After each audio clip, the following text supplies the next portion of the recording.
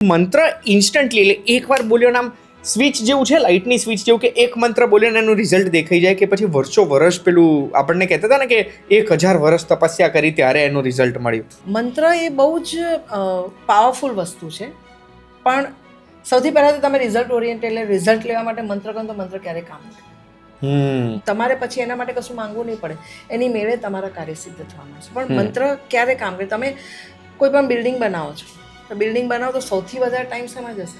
ફાઉન્ડેશનમાં. Foundation બન્યા પછી building ફટાફટ બનવા માંડે છે. એવી જ રીતે મંત્રની તમારી અંદર અસર લાવવા માટે સૌથી પહેલાં તમારે ફાઉન્ડેશનમાં શ્રદ્ધા નાખવી પડશે, સમર્પણ નાખવું પડશે, સાચો મંત્ર બોલવો પડશે.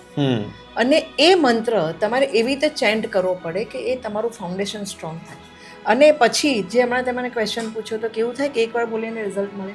જ્યારે તમે આ મંત્ર તમારી અંદર વણાઈ જાય અને જ્યારે તમને એટલો બધો એ મંત્રનો પ્રભાવ, એક ટાઈમ એવો આવે કે મંત્ર તમારી એટલો બધો પ્રભાવશાળી થઈ જાય કે એ તમારા પ્રભાવમાં, તમારી વાતમાં, બધામાં એની અસર દેખાવા મળે. ત્યારે તમે મંત્ર એકવાર ચેન્ટ નહીં, તમે ખાલી ભગવાનને યાદ કરો ને તો બી એ તમારી કાર્યસિદ્ધિ થાય છે. અને એ તો મારી પાસે લાખો એવા ટ્રાઇડ એન્ડ ટેસ્ટેડ લોકો છે અને મારા અનુભવો છે.